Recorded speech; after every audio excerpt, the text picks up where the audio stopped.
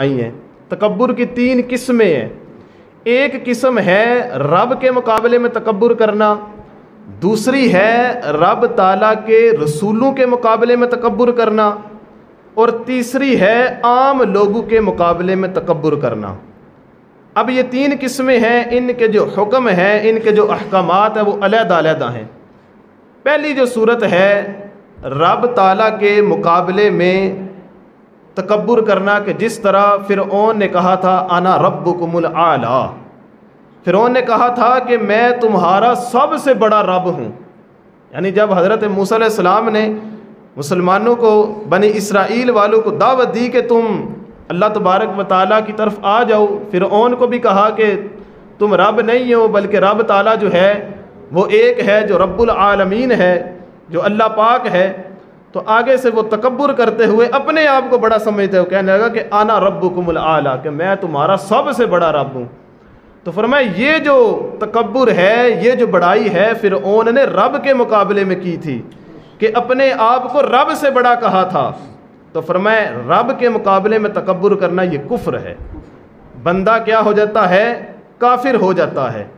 اسی طرح نمرود کا واقعہ اگر دیکھیں، نمرود جو تھا یہ بھی بہت بڑا بادشاہ تھا، پوری دنیا کے اوپر اس نے حکومت کی، اور یہ بھی کہا کرتا تھا کہ میں تمہارا رب ہوں۔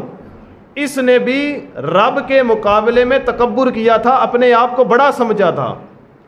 اب رب تعالیٰ کی شان کیا ہے جو اپنے آپ کو رب کے مقابلے میں لے آئے۔ تو اب دیکھ لیں اس بندے کو رب نے کس طرح ذلیل کیا۔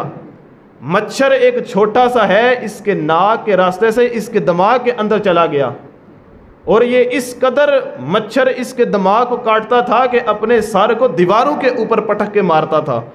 اور اس نے ایک بندہ رکھا ہوا تھا کہ جب اس کو مچھر اس کے دماغ کو کاٹتا تو ایک بندہ رکھا تھا کہ جو اس کے سر کے اوپر جوتا لے کے کھڑا ہوتا تھا، جو اس کے سر کو پیٹتا تھا۔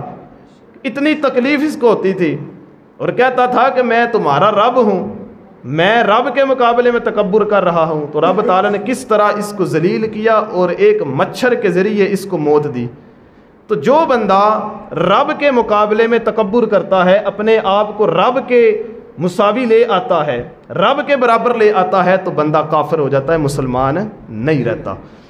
دوسری قسم ہے رب تعالیٰ کے رسولوں کے مقابلے میں تکبر کرنا، کہ بندہ رب کے رسولوں کے مقابل آ جائے، ایک سطح پہ رب کا رسول ہے اور اسی سطح پہ اپنے آپ کو لے آئے اور اپنے آپ کو بندہ بڑا سمجھنا شروع کر دے، کہ جس طرح کفار مکہ نے نبی پاک صلی اللہ علیہ وآلہ وسلم نے جب اعلان نبوت فرمایا کہ میں اللہ کا نبی ہوں، تم ان بتوں کی پوجا کرنی چھوڑ دو بلکہ ایک رب کی عبادت کیا کرو، تو پھر اس وقت جو ہے جو مکہ کے کفار تھے انہوں نے تکبر کیا اور کہا کہ احاد الذی بعث اللہ رسولا، ناک چڑھاتے ہوئے کہا کہ کیا یہ اللہ کا رسول کہ جس کو رب تعالیٰ نے بھیجا ہے؟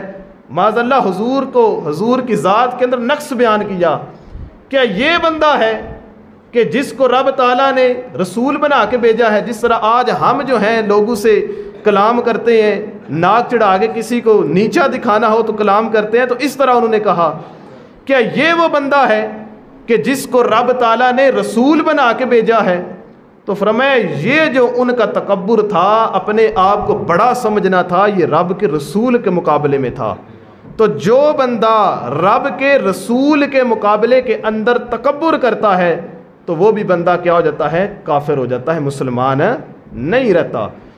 تیسری قسم ہے عام لوگوں کے مقابلے میں تکبر کرنا، جس طرح ہم عام انسان ہیں کہ ہم جو ہے نہ رب کے رسول کے مقابلے میں تکبر کر رہے ہیں، نہ رب کے مقابلے میں تکبر کر رہے ہیں، لیکن تیسری قسم جو ہے یہ عام بندوں کے اندر بھی پائی جاتی ہے کہ بندہ اپنے آپ کو بڑا سمجھے اور دوسرے کو نیچا سمجھے، دوسرے کو حقیر سمجھے، اپنے آپ کو افضل سمجھے، دوسرے کو ادنا سمجھے۔ یہ ہے عام لوگوں کے مقابلے کے اندر تکبر۔ تو یہ تیسری جو قسم ہے، اس قسم کے ساتھ بندہ کافر تو نہیں جاتا، لیکن یہ سخت گناہگار ہوتا ہے اس تکبر کرنے کے ساتھ بھی۔ یہ بھی حرام ہے کہ جو بندہ اپنے آپ کو بڑا سمجھ لے اور اپنے دوسرے مسلمان بھائی کو نیچا سمجھے، ادنا سمجھے، تو یہ کفر تو نہیں ہے، لیکن یہ ہے پھر بھی رب تعالیٰ کے حضور بہت بڑا گناہ ہے، یہ ہے پھر بھی بہت بڑا گناہ